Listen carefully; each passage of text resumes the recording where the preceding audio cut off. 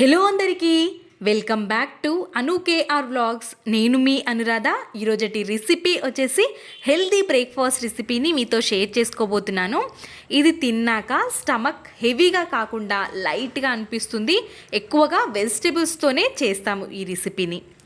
ముందుగా ఒక గిన్నెని స్టవ్ పైకి పెట్టేసుకొని ఒక గ్లాస్ వరకు వాటర్ని యాడ్ చేసుకోవాలి. ఇందులోకి ఇప్పుడు ఒక హాఫ్ టేబుల్ స్పూన్ వరకు సాల్ట్, పావు టేబుల్ స్పూన్ వరకు పసుపుని యాడ్ చేసుకొని వాటర్ని మరగనివ్వాలి.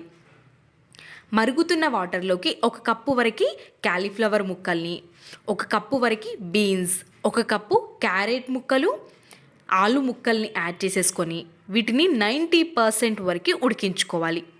ఉడికించుకొని స్టవ్ ఆఫ్ చేసుకొని ఇలా చిల్లులున్న గిన్నెలోకి యాడ్ చేసుకొని కొద్దిసేపు చల్లారనివ్వండి. ఇప్పుడు ఒక మిక్సింగ్ బౌల్ని తీసుకొని ఇందులోకి ఒక కప్పు వరకు జొన్న పిండి, ఈ జొన్న పిండి మిల్లులో పట్టించిన పిండి, ఇందులోకి బియ్యం కూడా మిక్స్ చేసి పట్టిస్తాము కాబట్టి బియ్యం పిండిని నేను యాడ్ చేయట్లేదు. మీరు ఒక 2 టేబుల్ స్పూన్స్ వరకు బియ్యం పిండిని కానీ 2 టేబుల్ స్పూన్స్ వరకు గోధుమ పిండిని కానీ ఖచ్చితంగా యాడ్ చేసుకోవాలి. లేదంటే మీకు ఈ బన్ దోశ రెసిపీ రాదు. ఇప్పుడు ఒక హాఫ్ కప్పు వరకు పెరుగుని కూడా యాడ్ చేసేసుకొని ముందుగా ఉడికించి పెట్టుకున్న వెజిటేబుల్స్ అన్నిటినీ యాడ్ చేసుకోవాలి. ఇప్పుడు ఒక హాఫ్ టేబుల్ స్పూన్ వరకు జీలకర్ర, ఒక స్పూన్ వరకు అల్లం తరుగు, ఇప్పుడు మనం ఇందులోకి పచ్చిమిర్చి కారాన్ని తీసుకోవాలి. ఇప్పుడు నేను ఒక 2 పచ్చిమిర్చిని ఈ విధంగా కట్ చేసుకొని తీసుకున్నాను. అదేవిధంగా ఒక హాఫ్ స్పూన్ వరకు కారాన్ని తీసుకొని రుచికి సరిపడా ఉప్పుని కూడా యాడ్ చేసుకోవాలి. ఇప్పుడు ఇందులోకి ఒక కప్పు వరకు వాటర్ని యాడ్ చేసుకోవాలి. మనం మరీ ఎక్కువ లూజ్గా కూడా అవ్వనివ్వకూడదు కాబట్టి చూసుకొని ఒక కప్పు వరకు తీసుకొని ఇంకా కావాలి అనిపిస్తే ఇంకొక హాఫ్ కప్పు వరకు యాడ్ చేసుకోవాలి. కన్సిస్టెన్సీని చూస్తూ మనం వాటర్ని మిక్స్ చేసుకోవాలి. ఎక్కువగా కూడా యాడ్ చేసుకోవద్దు. ఇప్పుడు ఇంకొక హాఫ్ కప్పు వరకు వాటర్ని యాడ్ చేసేసుకొని ఇంకొకసారి మొత్తం అంతటిని మిక్స్ చేసుకొని కన్సిస్టెన్సీ అనేది మనకి ఇక్కడ చూస్తున్నారా ఈ విధంగా ఉండాలి. ఇప్పుడు ఇందులోకి ఒక చిటికెడు మాత్రమే వంట సోడాని యాడ్ చేసుకోవాలి.